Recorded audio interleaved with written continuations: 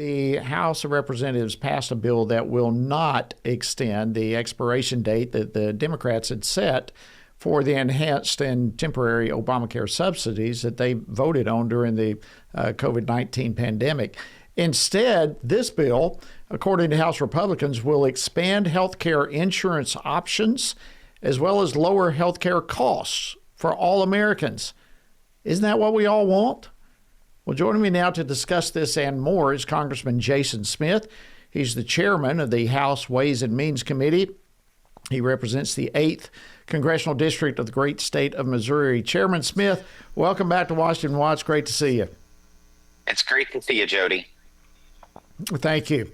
All right. I gave a quick summary, probably just scratching the surface of it all. Can you go into greater detail as to what this bill actually does?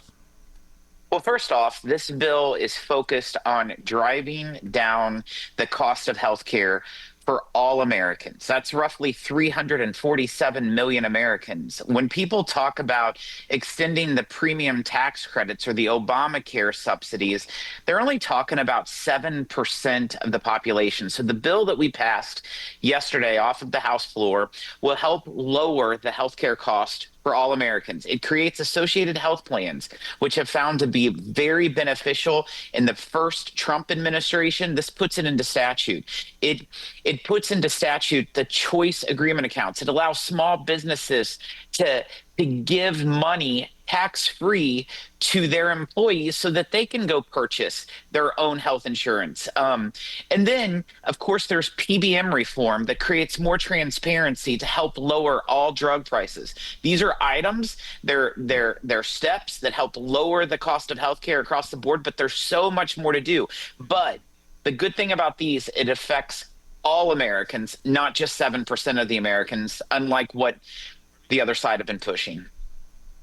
And while you're doing all of that, of course, the Democrats are still pushing, as I see from every perspective, they're still pushing to extend those expiring enhanced Obamacare subsidies.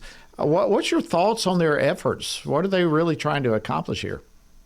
You know, I can't understand it because their push is for the status quo. They want to extend the current premium tax credits, the subsidies that were created during COVID. They were in the American Rescue Plan and then extended in the Inflation Reduction Act.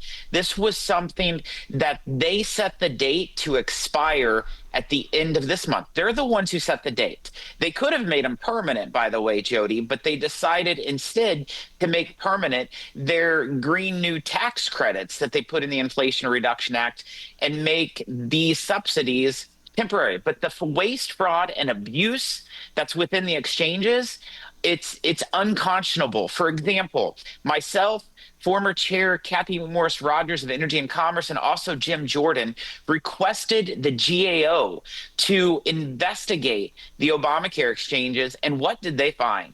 So much waste. In fact, more than 59,000 dead people were having their health insurance subsidized. You had just one Social Security number that had more than 125 policies attached to it. And guess what? They even attempted to create fake accounts with fake identities and fake Social Security numbers, and 100% of their attempts were approved and enrolled. And guess what? A year later, this year, 90% of those are still being subsidized. So the insurance companies are making out like a bandit on that. Wow. Yeah, you mentioned the GAO, that's the Government Accountability Office. But, you know, that's stunning information. So what is your sense, Chairman, on how this battle over health insurance is going to play out? What's going to happen? Well, I always say expect the unexpected in Washington. You served up here. You know what I'm talking about. But what we have to do, we have to be willing to take tough steps. And we need to go after the health insurance companies. We need to investigate them. We need them to justify to Congress. They need to justify to Congress their huge premium increases. There are premium increases of 20+% this year Why is this? And you have record profits. For example, some of these health insurance companies, just in the last 15 years since passage of Obamacare, their stock price has increased almost 1,000%. 1,000%. They're Wow. making a ton of money at the expense of everyday Americans. Wow. That's unbelievable. All right, well, shift gears real quickly. We've just got a couple of minutes here, but obviously 2025 is pretty much upon us as far as concluding. Can you kind of give us a preview of what 2026 might look like there on Capitol Hill? You know, in 2026, I think you're going to see a lot of attempts to work on bipartisan pieces of legislation when you're seeing such a narrow majority. And what are those bipartisan pieces of legislation on tax, healthcare, trade that delivers for the American people? That's, I think, what you're going to be balancing and threading the needle. Of course, by January 30th, we have to fund government. That is what the government date that is approaching. And that's going to be a huge challenge in the first month of the year. Yeah, it sure will be for the Democrats. They just got kicked in the gut over that one. So, what, less than a minute, what are some of the Republican priorities going into a new year? Well, like I said, when it comes to healthcare, our focus and our priority is to lower the cost of premiums, lower the cost of healthcare for all Americans, not just a single population, not just for 7%. We want to do that for all. We want to create more transparency in the healthcare market so that there's more competition. We want to be able to know what the cost of different healthcare prices are, and we want to hold health insurance accountable. These are all things that we can do within healthcare, but then we need to look from a bipartisan perspective on tax. There's some things that we can do that have been expiring. The work opportunity tax credit is one, for example, but there's numerous different items. We were very successful to pass the big beautiful bill just a few months ago. Yes. On July 4th. The president Right. signed into law.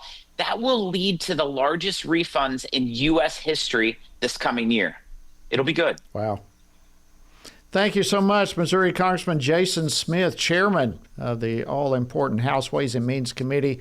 Appreciate you joining us on Washington Watch. Again, Merry Christmas to you. It's great to see you, my friend. Merry Christmas, Jody. Take care.